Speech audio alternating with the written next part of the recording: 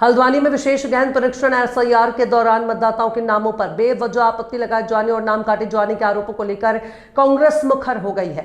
गुरुवार को Congress SIR committee के चेयरमैन मनोज रावत और हल्द्वानी विधायक सुमित हृदयेश के नेतृत्व में कांग्रेस कार्यकर्ता जिलाधिकारी कार्यालय पहुंचे। कांग्रेस नेताओं और कार्यकर्ताओं ने जिलाधिकारी को ज्ञापन सौंपकर एसआईआर प्रक्रिया के दौरान मतदाताओं के नामों पर लगाई जा रही कथित अनावश्यक आपत्तियों और नाम हटाए जाने को लेकर नाराजगी जताई है। उन्होंने कहा कि पात्र मतदाताओं का नाम किसी भी स्थिति में मतदाता सूची से नहीं हटाया जाना चाहिए। कांग्रेस नेताओं ने जिलाधिकारी से मांग की है कि जिन लोगों द्वारा बिना उचित आधार के मतदाताओं के नामों पर आपत्ति दर्ज कराई जा रही है उनकी जांच कराई जाए और दोषी पाए जाने वालों के खिलाफ आवश्यक कार्रवाई की जाए। इस दौरान कांग्रेस कार्यकर्ताओं ने निष्पक्ष और पारदर्शी तरीके से एसआईआर प्रक्रिया संचालित किए जाने की मांग भी उठाई है। देखिए, एसआईआर प्रक्रिया का जो दावा और आपत्ति काल है वो चल रहा है। दावे और आपत्ति काल में मैं आपको पहले बताना चाहता हूं कि उत्तराखंड में एसआईआर जब शुरू हुआ तो कुल 79 लाख वोटर थे, जिनमें से 8 लाख के लगभग वोटर एएसडीडी के नाम पर काट दिए गए हैं। एएसडीडी का मतलब होता है absent, shift, dead and duplicate. Duplicate को चुनाव आयोग ने अपने सॉफ्टवेयर के जरिए पहचाना था, वो काट दिए गए थे। अब 71 लाख मतदाताओं के नाम जो ड्राफ्ट सूची में, जिसको कच्ची सूची कहते हैं, 14 जुलाई को पब्लिश हुए, उस पर फॉर्म 6 के जरिए नए मतदाता, 7 के जरिए आपत्तियां और 8 के जरिए परिवर्तन होने थे। 6 और 8 में कोई कमी नहीं है, फॉर्म 6 और 8 का प्रयोग कोई गलत नहीं हो रहा है, लेकिन फॉर्म 7 के द्वारा पूरे उत्तराखंड के मैदानी ज़िलों में और कुमाऊं के उधम सिंह नगर और नैनीताल ज़िले में बड़ी संख्या में, अकल्पनीय संख्या जिसको कहते हैं अनएक्सपेक्टेड नंबर में फॉर्म 7 का दुरुपयोग हुआ है।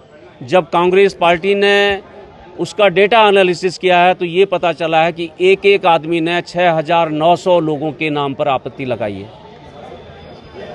तो हमारा साफ ये कहना है कि फॉर्म 7 के जरिए गरीब, दबे कुचले, कम पढ़े लिखे, अनुसूचित जाति जनजाति के लोगों, मजदूर वर्ग जो रोज काम करते हैं, उन लोगों के वोट काटने की साजिश कुमाऊं के 2 जिलों में हुई है।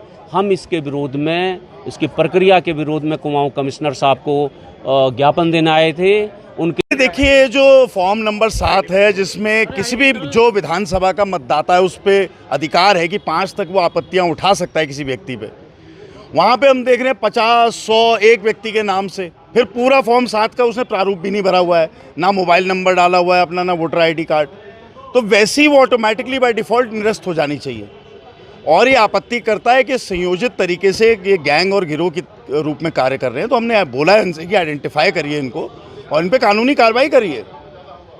भाई, मैं सुमित कैसे बैठ के मेरा जो वार्ड संख्या है 4, वार्ड नंबर 50 या 40 के व्यक्ति के लिए आपत्ति उठा रहा हूँ, फिर उसके पड़ोसी के लिए भी उठा रहा हूँ और उसके पड़ोसी के लिए भी उठा रहा हूँ जिनको मैं जानता नहीं हूँ। तो ये संयोजित एक गैंग एक काम कर रहा है। हम चाहते हैं कि एसआईआर अच्छी चीज़ है, लेकिन एसआईआर में जो ये गैंग और गिरोह कार्य कर रहे हैं उन पर रोक लगाना बहुत बड़ी आवश्यकता है। एसआईआर इसलिए अच्छा कह रहा हूँ कि 3 जगह अगर एक आदमी के वोट थे, अब एक ही जगह रह गया, लेकिन मत अधिकार से जेनजी और ये युवाओं के प्रति जो विशेष टारगेट हुआ है, अवश्य इस एसआईआर पर इनको खूब गौर भी फरमाना पड़ेगा और पूरी प्रक्रिया को पारदर्शी बनाना पड़ेगा। ये प्रतिनिधि मंडल जो आया था, इसके द्वारा मुख्यतः ये मुद्दा उठाया गया कि बल्क में ऑब्जेक्शंस रेज किए गए हैं।